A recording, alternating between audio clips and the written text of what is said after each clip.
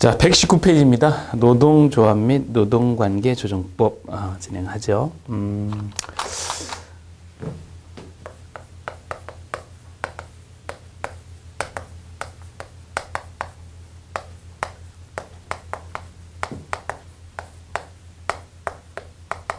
요 법률에서는 우선 이제 그 노동조합이 뭔지를 이제 정확히 정리를 할 수 있어야 됩니다. 이제 정의라고 하고요.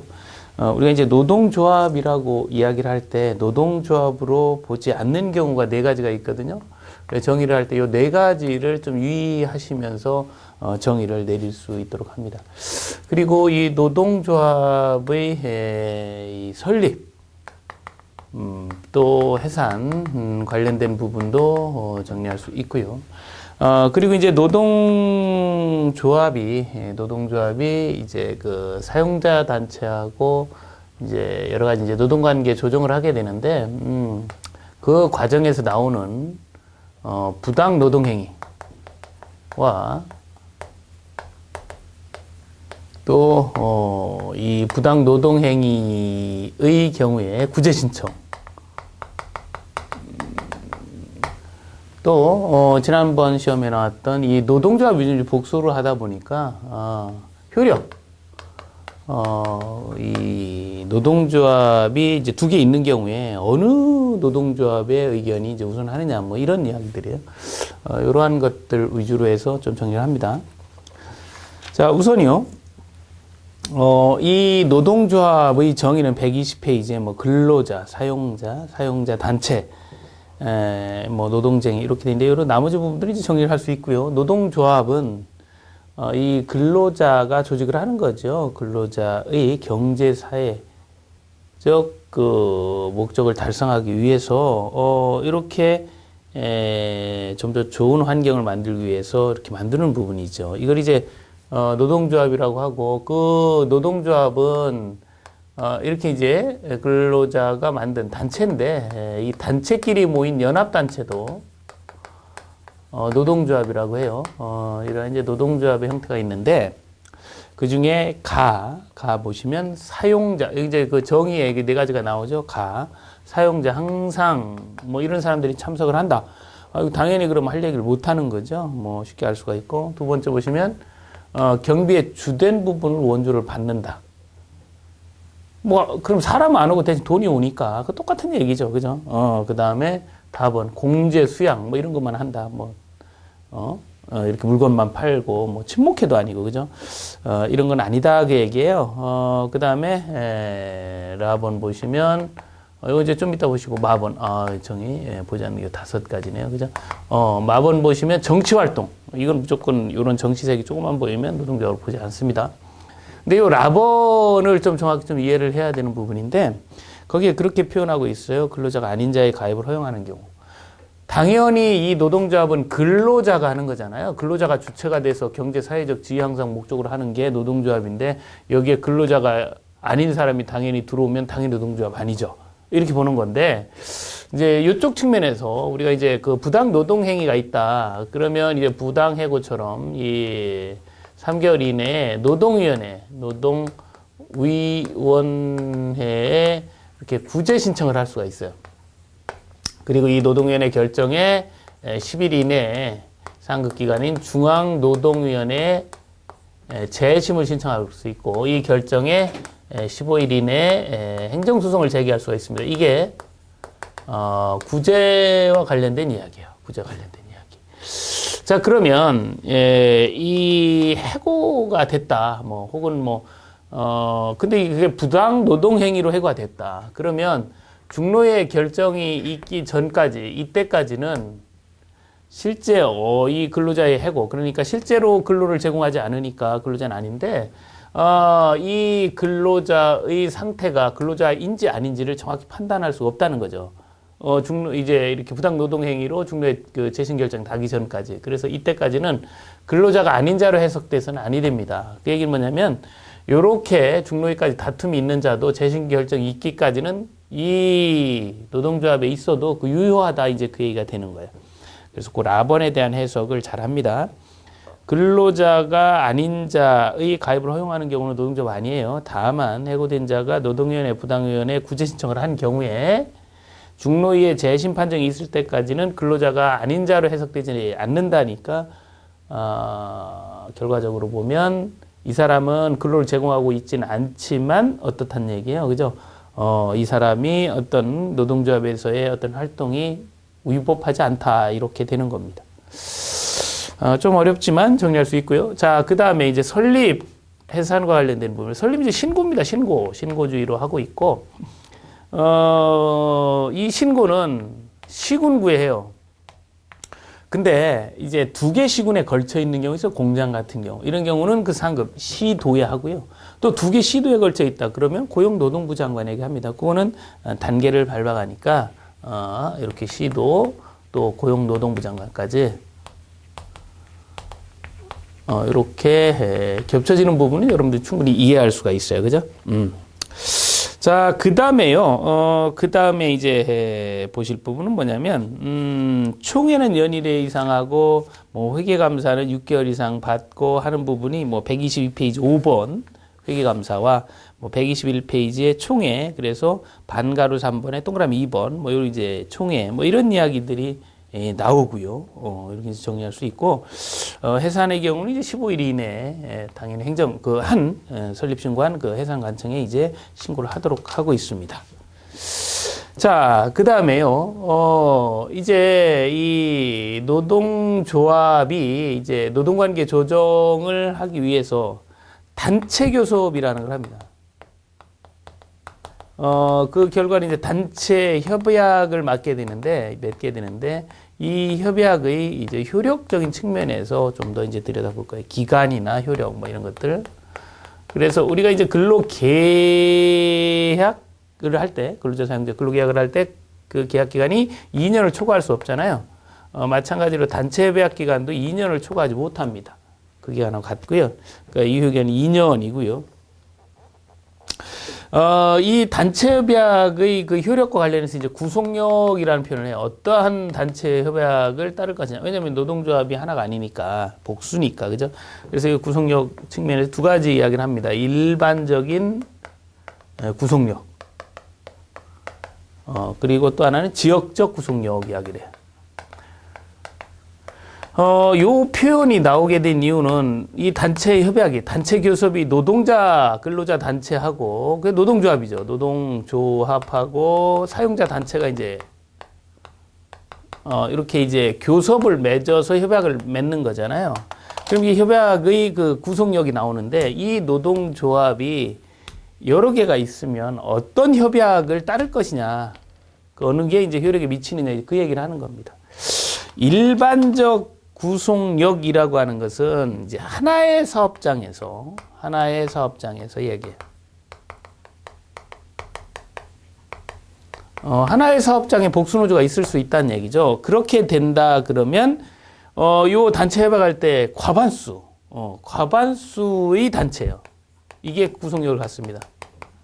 과반수가 되어 있는 과반수, 뭐 반수 이상 이렇게 했는데 그게 과반수죠. 과반수가 있는 곳이 사업장, 하나의 사업장 중 과반수 가지고 있는 그 노동조합이 그 단체 협약이 우선한다. 이제 그 얘기예요. 자, 지역적 구속력이라고 하는 부분은 하나의 지역에서 동종 근로자가 이렇게 하는 경우에, 이건 이제 지역입니다. 지역 말 그대로 하나의 지역에서 동종 근로자가 어떤 단체 협약 적용을 받게 된다 하게 되면 요거는 3분의 2 이상이 적용을 받는다 하게 되면 그게 효력을 받는 거예요. 그러니까 이거 좀 다르죠. 하나의 사업장에서 이야기할 땐 과반수, 일반적인 지역에서 할 때는 3분의 2 이상이 받을 때 구속력을 갖는다. 그 단체 협약은. 예, 그렇게 표현할 수가 있습니다. 좀 어려울 수 있는데 이게 이제 18회 때 한번 이런 표현이 비쳤어요. 한번.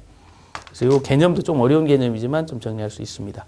자, 그 다음에 이제 부당 노동 행위의 사례, 이렇게 이제 123, 124에서 이렇게 이제 5가지 형태로 이야기를 하고 있고요.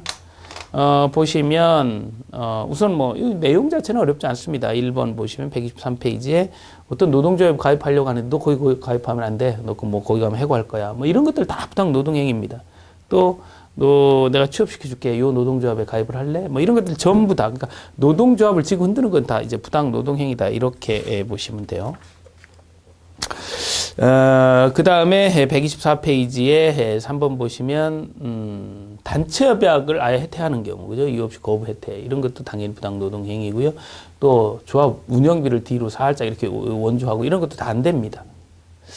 자, 이렇게 줄 수가 있어요. 그래서 그런 경우 이제 부당 노동 행위가 있다. 그러면 구제 신청 절차가 있는데 그 부분은 이제 124페이지에 보시는 것처럼 3개월 이내에 해야 되고요. 그리고 뭐 재심, 이렇게 이제 재심을 신청할 수가 있고, 또 행정소송도 가능하다라는 거예요.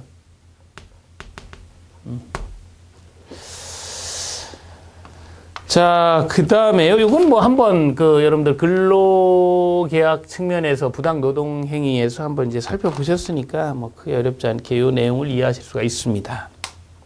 자, 이렇게 해서 노동조합 및 노동관계 조정법 이야기를 살펴봤어요. 자, 그 다음에 이제 사회보험 이야기를 좀 해봅니다. 사회보험. 자, 지금까지 이제 우리 이제 노동 관련된 규정들 이제 공부를 하시면서 근로기준법, 또 최저임금법, 근로자 퇴직급여 보장법, 남녀고용평등 및 일가정 양립 지원에 관한 법률, 노동조합 및 노동관계 조정법을 살펴보셨는데 이 법률에서 근로기준법에서 하나, 나머지 법률에서 하나 이렇게 보시면 돼요. 그리고 지금 125페이지에 있는 사회보험. 여기에서도 두 문제 정도가 나오는데 그 두 문제 중에 한 문제가 산재보험과 관련된 이야기입니다. 그리고 나머지 고용, 건강, 국민에서도 한 문제 정도를 예상을 하죠. 그러니까 굉장히 이게 범위가 넓은데 사실 뭐 백사장에서 모래 찾는 그런 느낌이에요. 그래서 여기는 이걸 뭐 어떤 내용을 명확히 해서 틀을 짜고 정말 공인 노무사 형태의 학습을 하기에는 좀 부담이 가는 곳입니다. 양도 많고 출제 문항수도 많지 않고 그래서 처음에 이제 이 전략을 말씀드렸죠. 이 사무관리 쪽에서 5문제가 나오면 반만 맞춰라. 라고 접근했어요. 매번 나오는 부분을 접근하고 나머지는 뭐 우회적으로 접근을 하셔야 됩니다. 그럼 어쩔 수 없어요. 왜? 많은 양 중에 어디가 출제될지를 잘 모르기 때문에 개연성 있는 부분 위주로 하는 겁니다. 자, 어쨌든 이 사회보험 관리가 크게 산재.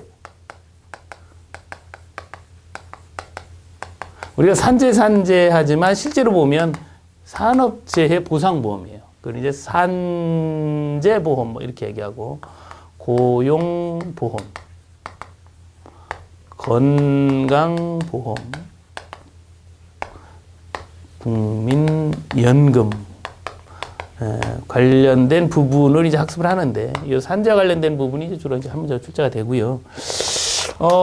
이 다 개별 법률을 다 가지고 있습니다. 이렇게. 그래서 이 법률 내용이에요. 여기도 마찬가지로. 추가적으로 하나가 더 있죠. 이 건강보험이나 국민연금은 이 해당 법률에서 보험료 얘기도 하는데 이 둘은 보험료 얘기는 또 다른 데서예요. 보험료는 산재보험료 및 고용보험료 징수에 관한 법률이 별도로 또 있어요. 징수에 관한 법률. 그래서 사실 이제 법률이 이제 5개가 됩니다. 자, 그래서 조금 이제 여기도 양이 많고 그런데 어쨌든 산재가 잘 나온다고 하고요. 주로 나온다 이렇게 보시면 되니까 여기는 조금 내용을 정리를 하시고 나머지 부분들은 이제 핵심적인 부분, 출제됐던 부분들 위주로 정리를 할 겁니다. 산업재해 보상보험이 이제 나오게 된 배경은 근로기준법에서 와요. 근로기준법에 재해보상이라는 개념이 있었습니다. 근로기준법상 재해보상이라고 하는 것은 근로자 사용자가 사용자와 근로계약을 체결하면서 근로를 제공하고 임금을 지급을 이렇게 해주기로 하죠. 이러한 근로계약을 체결하면서 근로자가 이렇게 근로를 제공하다가 다쳤다. 우리가 이제 업무상 재해 뭐 이렇게 표현하는데 이렇게 이제 재해가 있으면 사용자는 근로자가 사용자를 위해서 일을 하다 다쳤기 때문에 사용자는 재해를 보상해야 된다. 이게 이제 근로기준법상 재해보상입니다. 근데 이 재해보상 범위라든지 이러한 부분들이 이제 접근하기 어려운 부분이 있어서 예, 이렇게 이제 산재보험에 가입을 하게 되면 여기에서 보상을 해주면 이걸 면탈케 해줘요. 그러니까 이렇게 머리 아프게 뭐 소송하고 이렇게 하는 것보다 뭐 예를 들면 이렇게 이제 산재 가입을 하게 되면 이제 처리할 수 있는 거죠. 그래서 예전에는 이제 의무가입이 아닌데 요즘 이제 다 이 모든 법률, 그러니까 근로기준법을 제외하고는 다 모든 사업장에 다 적용되는 얘기예요. 1인 이상 사업자. 자, 어쨌든, 자, 이렇게 됩니다.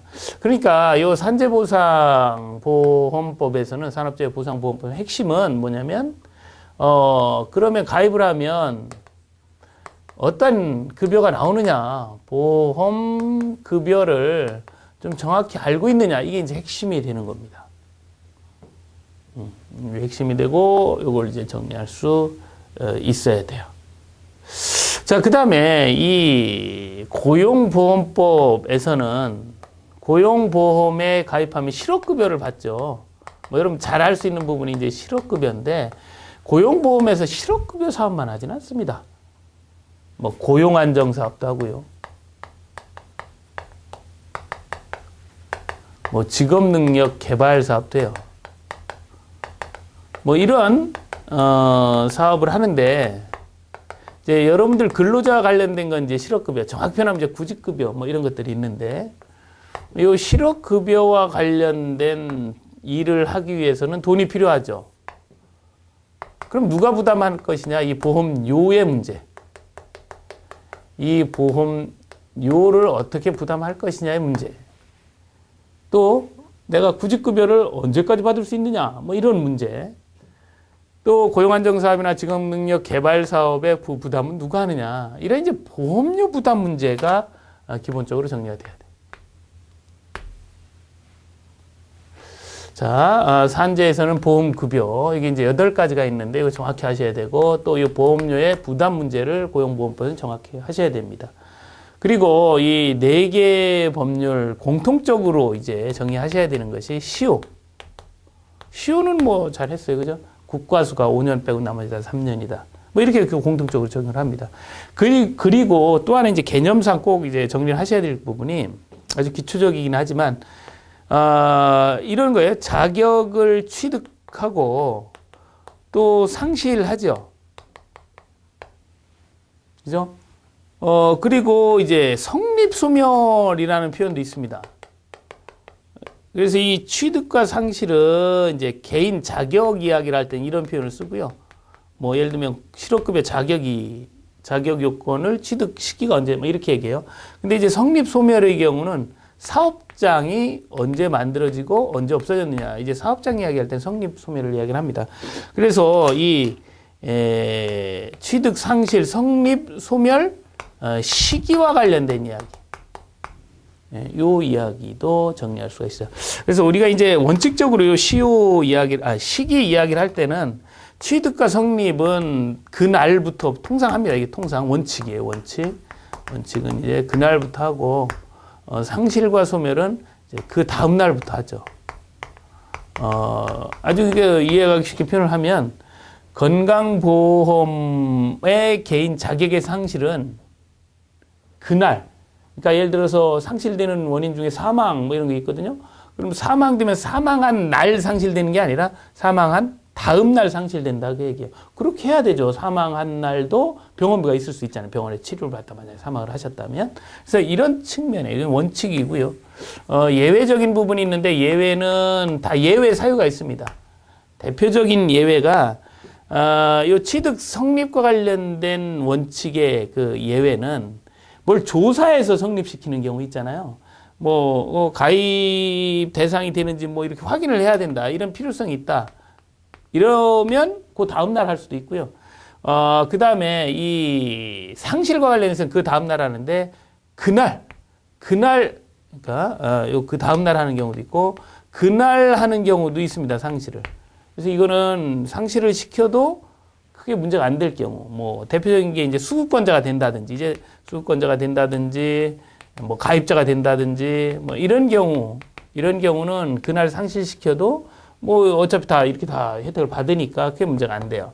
그래서 이런 경우, 또 뭐 적용 제외자가 된다든지, 법적으로 적용 제외자가 된다는 얘기는 다른 법률에서 다시 적용을 받기 때문에 이 법에서 적용을 제외하는 겁니다. 뭐 가령 이제 대표적인 게 국민연금 같은 경우 국민연금 받다가 공무원이 됐다.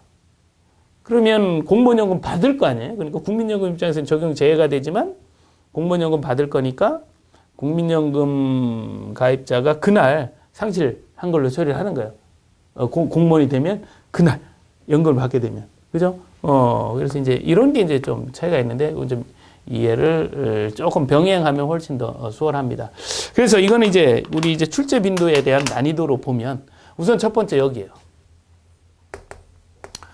그리고 두 번째 여기, 그 다음에 세 번째, 뭐 이건 뭐 어렵지 않게 할 수 있으니까 세 번째 여기 이렇게 해서 정리하도록 할게요. 그래서 여기도 아까도 얘기했지만 법률이 5개이기 때문에요. 양이 굉장히 많습니다. 근데 이제 산재 제외하고 굉장히 많아요. 우리 교재도 마찬가지죠. 뭐 내용을 안 쓸 수는 없으니까. 실제로 이 부분이, 여러분들 159페이지까지가 이게 굉장히 많은 양이잖아요. 그죠? 그래서 이 내용을 좀 정리하는 형태로 이제 합니다. 자, 우선 이제 보험급여 8가지는 이건 반드시 하셔야 되고, 제일 출제 빈도가 높아요. 그래서 이 내용은 이제 정확히 하셔야 되고, 이제 여러분들께서 이제, 내용은 어디서 보시냐면 127페이지에 보험급여가 있습니다. 산재. 8가지가 이렇게 나와 있죠. 박스 안에. 그 내용에 대한 세부적인 내용까지. 자, 보실 텐데 그 8가지를 이렇게 구분합니다. 자, 우선이요. 요 내용 이제 정리가 됐으니까 이제 하나하나 이제 보도록 하죠. 하나하나 이제 정리를 하도록 하겠습니다. 크게.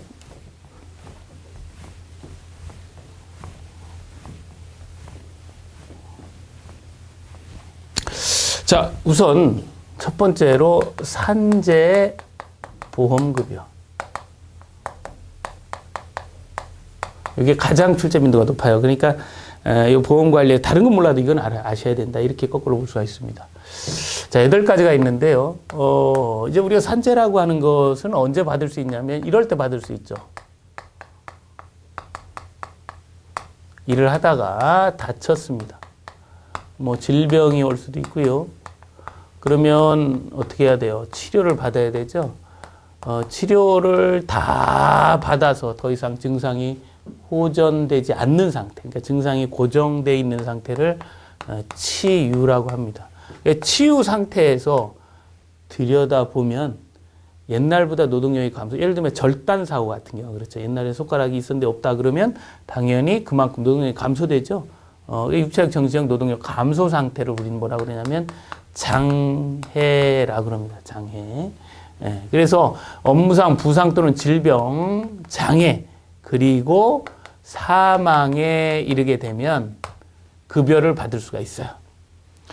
그러면 부상 또는 질병이 있다. 그러면 빨리 치료를 받아야 되죠. 그래서 치료를 받으면서 치료 중에 받을 수 있는 급여가 대표적인 것이 치료할 때 받는 급여죠. 그걸 우리는 요양급여라고 합니다. 이렇게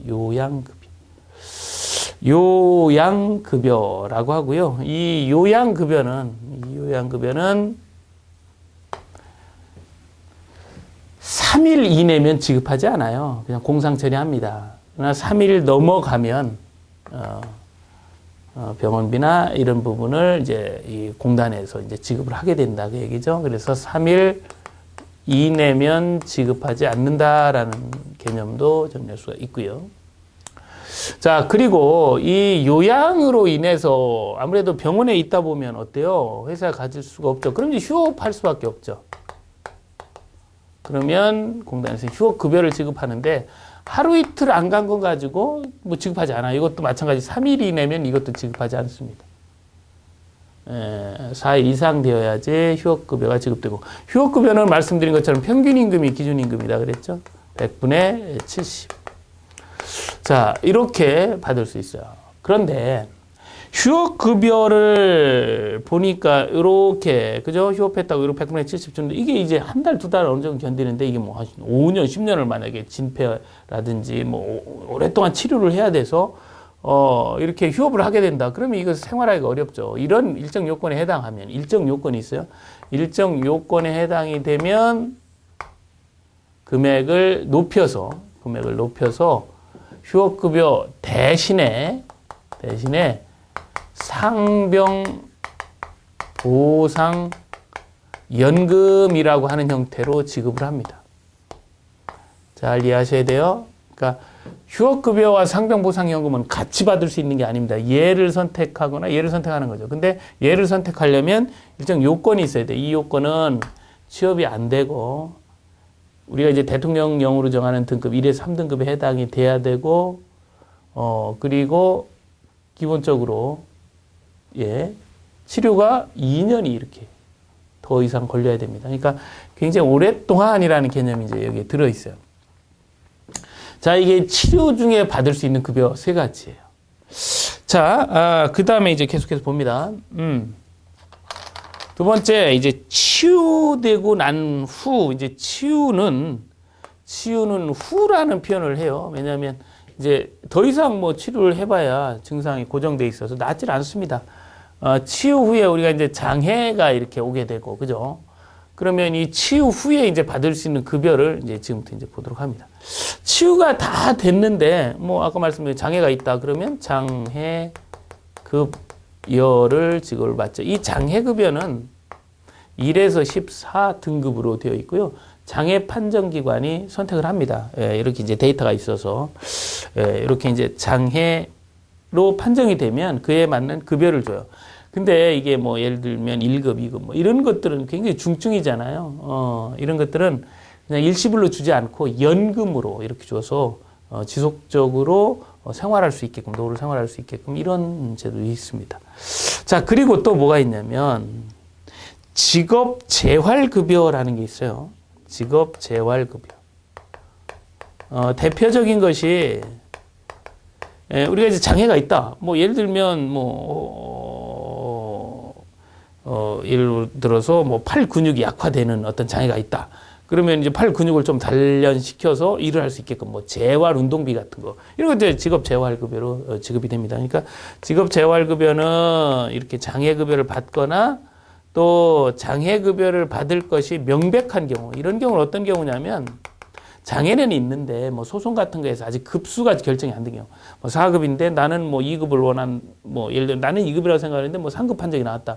그럼 서로 이제 다툴 수 있죠. 그러면 어떤 그 결정이 되지 않았기 때문에 급여가 내려지지는 않아요. 그래 받지는 않지만 어떤 받긴 받을 거잖아요.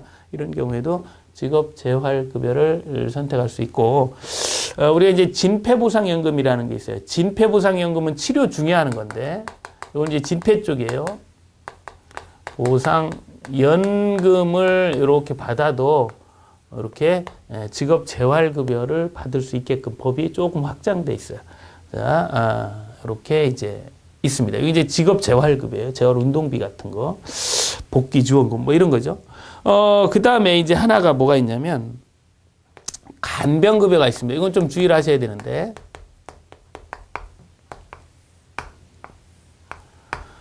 우리가 이제 그 간병인이라는 걸 알고 계시잖아요. 간병은 어디서 보냐면 이제 병원에 가서 보시면 이제 그 이렇게 간호하시고 하는 분이 있어요. 그죠? 그러니까 우리가 이야기하는 병원에 계신 분 말고, 그죠? 이렇게 간병을 돕기 위해서 병원에서 이렇게 조력하시는 분이 있습니다. 그 간병인에 대한 급여인데요. 그 간병급여는 치료 중에 어쨌든 그 간병 행위가 발생이 된다. 그러니까 병원에서 치료 중에 발생이 된다. 그러면 이 간병인에 대한 급여는 요양급여예요. 그래서 이 간병급여는 뭐냐면 똑같이 이제 간병을 하는 건데, 이거는 언제? 치유되고 나서 하는 겁니다. 치유되고 나서 하는 거예요. 그런 행위를 치유되고 나서. 뭐 수시, 상시 다 가능하죠. 뭐 예를 들어서 중증장애다. 뭐 예를 들어서 뭐 절단사고로 인해서 휠체어에 의존하지 않고는 뭐 할 게 아무것도 없다. 그럼 누군가 휠체어에 올려주고 뭐 이런 이제 누군가 간병을 해야 되잖아요. 그죠? 이거를 간병급여라 그래요. 그래서 간병인에게 주는, 그러니까 아무튼 이 구분은 어떻게 되느냐. 제가 이제 보시면 알겠지만 노란색과 빨간색으로 구분해 쓰잖아요. 그걸 구분하실 수 있어야 돼요. 노란색은 치료 중에 나오는 거고요. 이 빨간색은 치료되고 나서, 그러니까 치유되고 나서 일어나는 행위다. 그러니까 요양급여를 아무리 받았어도 나중에 치유되고 났는데도 계속 간병이 필요하다. 그래서 받는 급여가 간병급여입니다. 이렇게. 그럼 이제 6가지를 봤어요. 이제 2가지를 더 보도록 합니다. 자, 2가지는 이제 사망 시에 받는 급여인데요. 유족에게는 유족급여를, 그리고 장제를 지내는 자에게는 장의비를 지급을 해요. 그래서 요 사망 시에 받는 급여 2가지. 그래서 총 8가지가 되는 거예요. 하나, 둘, 셋, 넷, 다섯, 여섯, 일곱, 여덟. 이 부분에서 가장 중요한 건 화살표입니다. 화살표. 어떤 급여 대신에 어떤 급여를 받고 어떨 때 어떤 급여를 받는지. 이런 이제 화살표 관계 있죠? 요 관계. 그리고 이게 치료 중인지 치유되고 나서인지. 사망시는 쉽게 구분하죠. 그죠? 눈에 확 보이니까. 요 2가지를 잘 구분하실 수가 있어야 되는 것이 좀 어려워요. 그렇기 때문에 이게 이제 잘 나오는 부분입니다. 우리 이제 교재를 통해서 좀 더 보도록 하죠. 자, 125페이지 사회보험 이제 산재 있고요. 자, 그리고 아까 말씀드린 것처럼 이 보험료 누가 내냐면 아까 사용자가 재해보상 때문에 가입을 한 거기 때문에 다 이 재해보상 의무는 사용자가 있죠. 그래서 이 보험료는 전부 사용자가 내는 거고요. 그리고 그 127페이지에 보시면 보험급여에서, 거기 이제 8가지 급여가 있습니다. 자, 거기 보시면 요양급여, 이제 하나씩 나오죠. 요양급여는, 거기에 이제 동그라미 1번 보시면 질병에 걸린 경우에 이런 표현이 나와요. 그죠? 그 다음에 3일 이내면 지급하지 않는다라는 부분도 있고요. 그죠?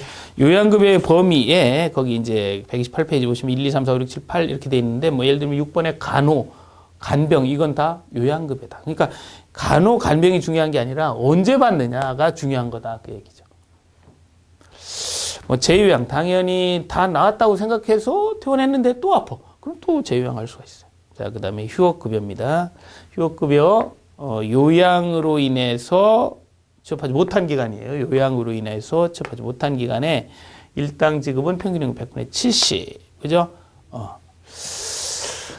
이것도 마찬가지로 3일 이내면 지급하지 않습니다. 자, 장해급여 봅니다. 장해급여는 어디서 왔어요? 치유되고 나서. 그래서 장해, 동그라미 128페이지 밑에 4번째 줄 보시면 질병에 걸려 치유된 후 장애가 있는 경우에 지급을 합니다. 자, 그 다음에 129페이지에 보시면 수권자가 선택을 하는데 연금이나 일시금은 조금 장애 등급이 완전히 상실했다. 이런 경우는 연금을 줘라 그 얘기죠. 2번째 줄에 나옵니다. 자, 그 다음에 유족급여는 사망한 경우에 지급하는 거예요. 뭐 크게 어렵지 않습니다. 그 다음에 이렇게 넘기시면 130페이지에 상병보상 연금 형태가 나오죠. 상병보상연금. 일정 요건이 있으면 휴업급여 대신 받는다 그랬어요. 그 일정 요건이 뭐냐면 부상, 이거 치유되지 않았을 것. 그 박스 안에 있죠. 130페이지에. 또 대통령령에 해당하는 폐질 등급. 이게 1에서 3등급이에요. 폐질 등급. 그로 인해서 취업 못한 이런 요건에 해당하면 뭐 대신에 휴업급여 대신에 금액 올려서 상병보상연금을 지급합니다. 자, 그 다음에 장의비요. 장의비는 뭐 당연히 장제 지내는 자에게 평균 121분을 지급을 하는 거고요. 직업 재활급여 아까 말씀드렸죠. 뭐 복귀 지원금, 재활 운동비 뭐 이런 건데요. 요 급여는 장해급여. 그 131페이지에 맨 위에 보시면 장해급여. 그 다음에 진폐보상연금을 받은 자 뭐 여기도 있고, 그 다음에 받을 것이 명백한 자로서 받는 것이다. 라는 부분 이렇게 나와 있습니다.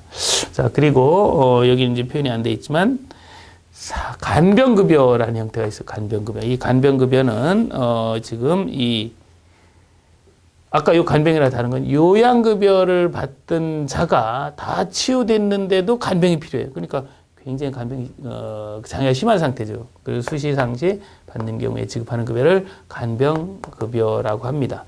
그래서 이 8가지를 잘 기억을 해주셔야 되는데 이게 또 돼야지 또 다음 단계로 또 나갈 수가 있어요. 그래서 이걸 이제 잘 정리를 하고요. 이제 요러한 이제 산재에 있어서의 보험급여. 그러면 이제 이런 문제점들이 나올 수가 있어요.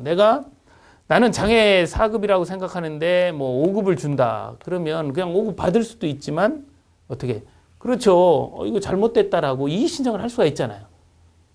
그런 이런 권리를 보장을 해줘야 돼. 이걸 이제 우리는 심사 청구라고 합니다. 그래서 이제 심사 청구와 재심사 청구 부분이 있는데, 요 심사 청구, 재심사 청구는 산재에서만 일어나는 게 아니에요. 고용보험에서도 일어나고, 국민연금에서도 일어나고, 건강보험에서 일어납니다. 뭐 예를 들어 국민연금, 나 더 냈네? 그럼 돌려줘. 뭐 해야 될 거 아니에요. 그죠?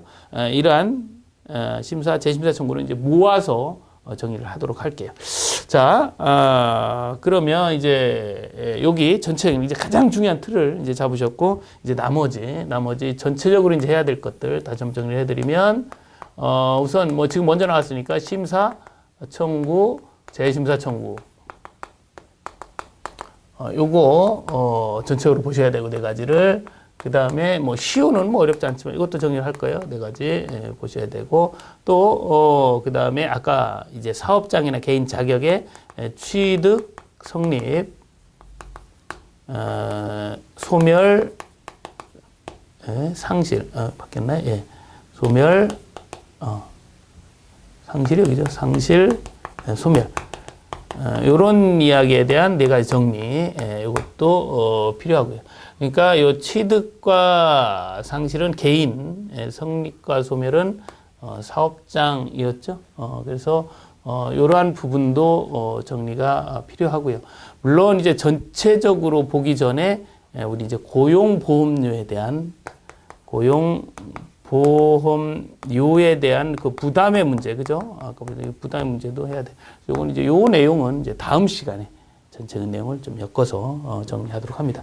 그래서 오늘 이제 여기까지 진행하도록 할게요. 예, 수고하셨습니다.